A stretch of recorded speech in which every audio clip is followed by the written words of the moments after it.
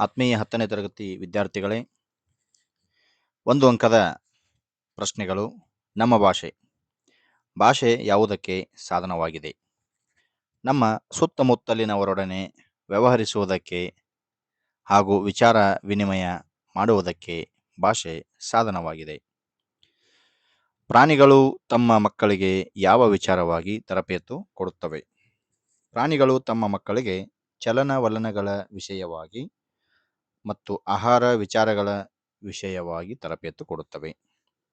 ಈ ವರ್ಷ ನೀಲನಕ್ಷೆ ಇರುವುದರಿಂದ ನಮ್ಮ ಭಾಷೆ ಪಾಠದಿಂದ ಒಂದು ಅಂಕದ ಒಂದು ಪ್ರಶ್ನೆ ಬಂದೇ ಬರುತ್ತದೆ.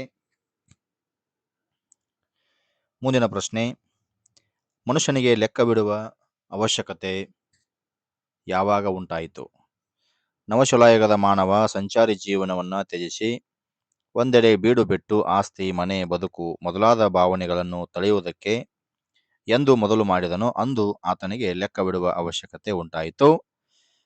ಎಣ್ಣೆ ತುಪ್ಪದ ಮಿಶ್ರಣ ಬೇಡವೆಂದು ಹೇಳಿದವರು ನಯಸೇನ. ಕನ್ನಡಕ್ಕೆ ಪರ್ಷಿಯನ್ ಶಬ್ದಗಳು ಮಹಮ್ಮದೀಯರ ಆಳ್ವಿಕೆಯ ಅವಧಿಯಲ್ಲಿ ಬಂದವು. ಒಂದು ಭಾಷೆ ಸತ್ವಪೂರ್ಣವಾಗಿರಬೇಕಾದರೆ ಅದನ್ನಾಡುವ ಜನ ಹೇಗಿರಬೇಕು? ಅಭಿಮಾನಧನರು, ಬುದ್ಧಿಶಾಲಿಗಳು, ಪ್ರಯೋಗಶೀಲರು ಆಗಿರಬೇಕು.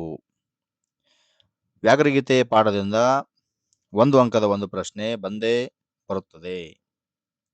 12ನೇ ಪ್ರಶ್ನೆ ವ್ಯಾಘ್ರಗೀತೆ ಪಾಠದಿಂದಾನೇ ಇರುತ್ತದೆ. ಭಗವದ್ಗೀತೆಯನ್ನ ರಚಿಸಿದವರು ಯಾರು? ಭಗವದ್ಗೀತೆಯನ್ನ ರಚಿಸಿದವರು ಮಹರ್ಷಿ ವೇದವ್ಯಾಸರು. ಹುಲಿಗೆ ಪರಮಾನಂದವಾಗಲು ಕಾರಣವೇನು? ಶಾನುಭೋಗರ ದುಂಡು ದುಂಡಾದ ದೇಹವನ್ನ ನೋಡಿ ಹುಲಿಗೆ ಪರಮಾನಂದವಾಯಿತು. ಶಾನುಭೋಗರಿಗೆ ತಲೆ ಸುತ್ತಲು ಕಾರಣವೇನು? ಹುಲಿಯಿಂದ ತಪ್ಪಿಸಿಕೊಳ್ಳುವ ದೊಂಬರಾಟದಲ್ಲಿ ಕುಲಾಲ ಚಕ್ರದಂತೆ ತಿರುಗಿದ್ದರಿಂದ ತಲೆ ಸುತ್ತಲು ಆರಂಭಿಸಿತು.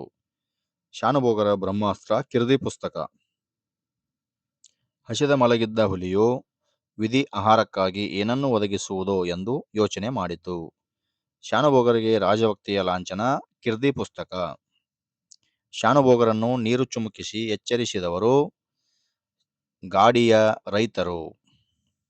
ಶಾನುಭೋಗರು ತಮ್ಮ ಹಳ್ಳಿಯನ್ನ ತಲುಪಬೇಕಾದ್ರೆ ಯಾವ ಕಣಿವೆಯನ್ನ ದಾಟಿ ಹೋಗಬೇಕಾಗಿತ್ತು? ಮದಲಿಂಗನ ಕಣಿವೆಯನ್ನ ದಾಟಿ ಹೋಗಬೇಕಾಗಿತ್ತು. ಶಾನುಭೋಗರು ಚಿಕ್ಕನಾಯಕನಹಳ್ಳಿಗೆ ಏಕೆ ಹೋಗಿದ್ದರು? ಇರಸಾಲಿಗಾಗಿ ಚಿಕ್ಕನಾಯಕನಹಳ್ಳಿಗೆ ಹೋಗಿದ್ದರು. ಲಂಡನ್ ನಗರ ಪಾಠದಿಂದ ಒಂದು ಅಂಕದ ಪ್ರಶ್ನೆ ಬಂದೇ ಬರುತ್ತದೆ. ಪ್ರಶ್ನೆ ಸಂಖ್ಯೆ ಎಷ್ಟಪ್ಪ ಅಂತಂದ್ರೆ 13. ಲಂಡನ್ನಿನ ಪೇಟೆಯಲ್ಲಿರುವ ಸ್ಟೇಷನರಿ ಅಂಗಡಿಯ ಹೆಸರು ಊಲವರ್ಥ. ನೆಲ್ಸನ್ ರವರ ಮೂರ್ತಿ ಇರುವ ಸ್ಥಳದ ಹೆಸರು ಟ್ರಾಫಲ್ಗಾರ್ ಸ್ಕ್ವೇರ್. ವೆಸ್ಟ್ ಮಿನಿಸ್ಟರ್ ಅಬೆ ಯಾರ ಸ್ಮಾರಕವಾಗಿದೆ? ಸತ್ತವರ ಸ್ಮಾರಕ.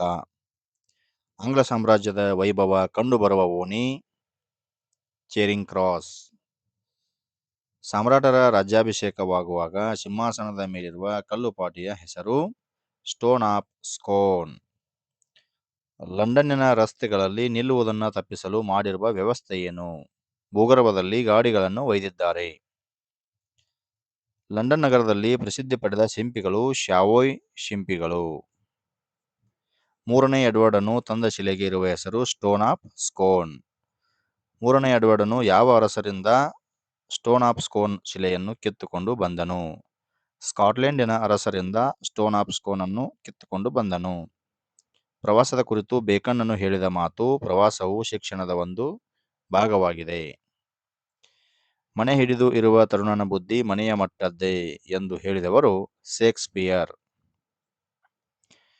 ಮುಂದಿನ ಪ್ರಶ್ನೆ 14ನೇ ಪ್ರಶ್ನೆ ಅಗ್ನಿಭೂತಿ ವಾಯುಭೂತಿಯರ ಕಥೆಯಿಂದ ಬಂದೇ ಬರುತ್ತದೆ. ಕೌಸಂಬಿಯ ಅರಸ ಅತಿಬಲ, ರಾಜಗೃಹ ಪಟ್ಟಣದ ಅರಸ ಸುಬಲ. ಸೋಮಶರ್ಮ ಕಾಶ್ಯಪಿಯರ ಮಕ್ಕಳ ಹೆಸರು ಅಗ್ನಿಭೂತಿ, ವಾಯುಭೂತಿ. ಕಾಶ್ಯಪಿ ತನ್ನ ಮಕ್ಕಳನ್ನ ವಿದ್ಯಾಭ್ಯಾಸಕ್ಕಾಗಿ ಯಾರ ಬಳಿಗೆ ಕಳುಹಿಸಿದಳು? ಅಣ್ಣನಾದ ಸೂರ್ಯಮಿತ್ರನ ಬಳಿಗೆ ಕಳುಹಿಸಿದಳು. ಸೂರ್ಯಮಿತ್ರನು ತನಗೆ ಕಾಶ್ಯಪಿ ಎಂಬ ತಂಗಿ ಇಲ್ಲ ಎಂದು ಹೇಳಲು ಕಾರಣ ಸಲುಗೆ ಕೊಟ್ಟರೆ ಗರ್ವಿಷ್ಠರಾಗಿ ಶಿಕ್ಷಣ ಪಡೆಯಲಾರರು ಎಂದು ತನಗೆ ಕಾಶ್ಯಪಿ ಎಂಬ ತಂಗಿ ಇಲ್ಲವೆಂದು ಹೇಳುತ್ತಾನೆ. ಇನ್ನು ಪದ್ಯ ಭಾಗದ ಪ್ರಶ್ನೆ ಹಲಗಲಿ ಬೇಡರು. 15ನೇ ಪ್ರಶ್ನೆ ಹಲಗಲಿ ಬೇಡರು. ಪದ್ಯದಿಂದ ಕೇಳಲಾಗುತ್ತದೆ. ಕುಂಪನಿ ಸರ್ಕಾರ ಹೊರಡಿಸಿದ ಆದೇಶ: ಭಾರತೀಯರು ಆಂಗ್ಲರ ಅನುಮತಿ ಇಲ್ಲದೆ ಶಸ್ತ್ರಾಸ್ತ್ರ ಇಟ್ಟುಕೊಳ್ಳುವಂತಿಲ್ಲ ಎಂಬ ಶಸ್ತ್ರಾಸ್ತ್ರ ನಿಷೇಧ ಆದೇಶವನ್ನು ಹೊರಡಿಸಿದರು. ಹಲಗಲಿಯ ನಾಲ್ವರು: ಪೂಜಾರಿ ಹನುಮ, ಬ್ಯಾಡರ ಬಾಲ, ಜಡಗ ಮತ್ತು ರಾಮ. ಹಲಗಲಿ ಗುರುತು ಉಳಿಯದಂತಾದುದು ಏಕೆ? ಲೂಟಿ ಮಾಡಿ ಊರಿಗೆ ಬೆಂಕಿ ಹಚ್ಚಿದ್ದರಿಂದ ಹಲಗಲಿ ಗುರುತು ಉಳಿಯದಂತಾಯಿತು. ಯಾವ ಘಟನೆ ಹಲಗಲಿ ಲಾವಣಿಗೆ ಕಾರಣವಾಗಿದೆ? ಹಲಗಲಿ ಬಂಟರ ಹತಾರ ಕದನ. ಘಟನೆ ಹಲಗಲಿ ಲಾವಣಿಗೆ ಕಾರಣ. ಹಲಗಲಿ ಗ್ರಾಮ ಎಲ್ಲಿದೆ? ಈಗಿನ ಬಾಗಲಕೋಟೆ ಜಿಲ್ಲೆಯ ಮುಧೋಳ ತಾಲೂಕಿನಲ್ಲಿದೆ. ಹಲಗಲಿಯ ಅಗಸಿಗೆ ಬಂದು ಬುದ್ಧಿ ಮಾತು ಹೇಳಿದವರು ಹೆಬಲಕ್ ಸಾಹೇಬ. ಬ್ರಿಟಿಷ್ ಸರ್ಕಾರ ಭಾರತೀಯರ ಮೇಲೆ ಯಾವಾಗ ಶಸ್ತ್ರಾಸ್ತ್ರ ನಿಶಸ್ತ್ರೀಕರಣ ಆದೇಶ ಹೊರಡಿಸಿತು? 1857ರ ಪ್ರಥಮ ಸ್ವಾತಂತ್ರ್ಯ ಸಂಗ್ರಾಮದ ನಂತರ ನಿಶಸ್ತ್ರೀಕರಣ ಆದೇಶವನ್ನು ಹೊರಡಿಸಿತು. ಹಲಗಲಿಯ ಬೇಡರು ಯಾರ ಕಪಾಳಕ್ಕೆ ಹೊಡೆದರು? ಕಾರಕೋನನ ಕಪಾಳಕ್ಕೆ ಹೊಡೆದಾಗ ಸಿಪಾಯಿ ನೆಲಕ್ಕೆ ಬಿದ್ದನು. ಹೆಬಲಕ ಸಾಹೇಬನನ್ನ ಗುಂಡಿಕ್ಕಿ ಕೊಂದವರು ಜಡಗ. ಹಲಗಲಿಯನ್ನು ಲೂಟಿ ಮಾಡಲು ಆದೇಶ ಮಾಡಿದವರು ಕಾರ ಸಾಹೇಬ. ಮುಂದಿನದಾಗಿ ಕೆಮ್ಮನೆ ಮೀಸೆ ಒತ್ತನೆ. ಈ ಪದ್ಯದಿಂದ ಒಂದು ಪ್ರಶ್ನೆ ಬಂದೇ ಬರುತ್ತದೆ. ಪ್ರಶ್ನೆ ಸಂಖ್ಯೆ 16.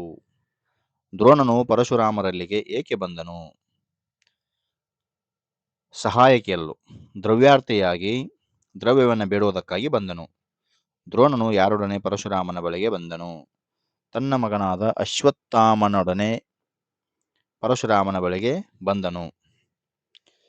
ಪರಶುರಾಮನು ದ್ರೋಣನಿಗೆ ಕೊಟ್ಟ ಪ್ರಧಾನ ಅಸ್ತ್ರಗಳು ಯಾವುವು?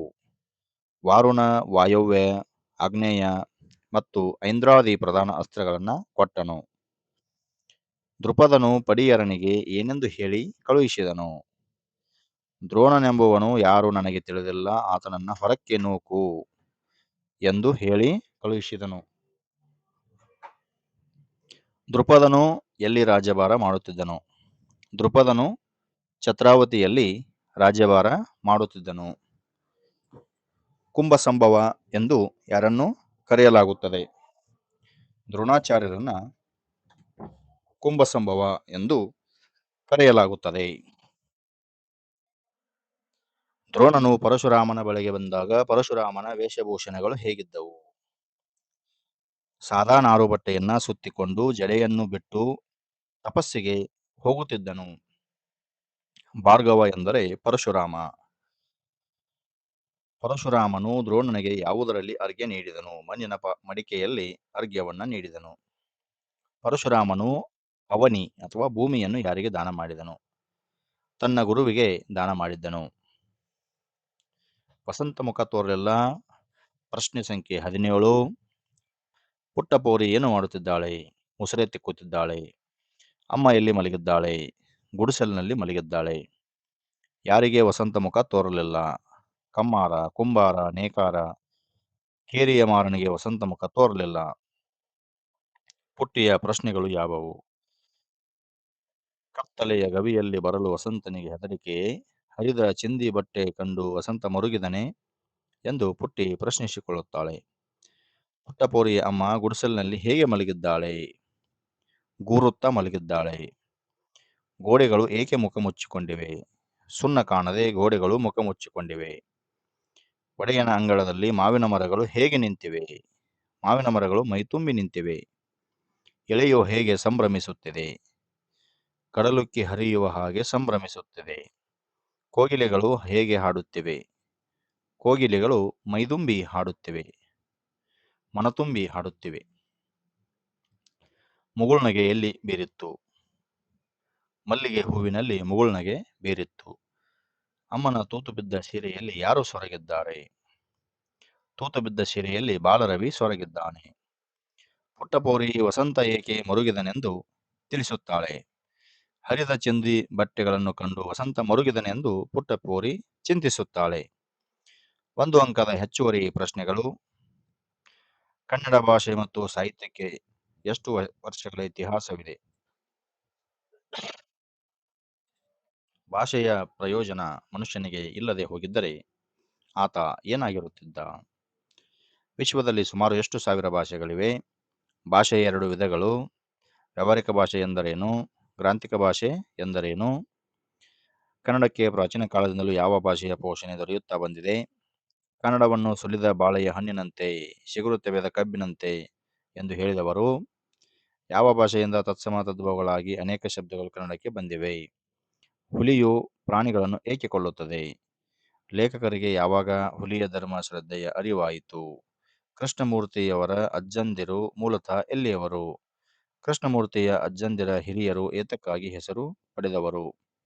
ಶಾನುಭೋಗರು ಇರ್ಸಾಲಿಗಾಗಿ ಎಲ್ಲಿಗೆ ಹೋಗಿದ್ದರು? ಹುಲಿಯು ಎಲ್ಲಿ ಮಲಗಿತ್ತು? ಹುಲಿಯ ಆನಂದಕ್ಕೆ ಇದ್ದ ಕೊರತೆ ಯಾವುದು? ವಿಪತ್ತಿನ ಸನ್ನಿವೇಶದಲ್ಲಿ ಶಾನುಭೋಗರಿಗೆ ಯಾವ ಯೋಚನೆ ಬಂತು? ಶಾನುಭೋಗರು ಏನೆಂದು ಯೋಚಿಸಿದರು? ಶಾನುಭೋಗರ ವದನಾರವಿಂದದಲ್ಲಿ ಮುಗುಳ್ನಗೆ ಯಾವಾಗ ಮೂಡಿತು? ದಾಳಿಯಿಂದ ತಪ್ಪಿಸಿಕೊಳ್ಳಲು ಗುಡ್ಡದಲ್ಲಿ ತಲೆಮರೆಸಿಕೊಂಡವರು ಯಾರು? ಹಲಗಲಿ ಬೇಡರು ಪದ್ಯ ರಚಿಸಿದ ಜನಪದ ಆರಾಧ್ಯ ದೈವ ಯಾರು?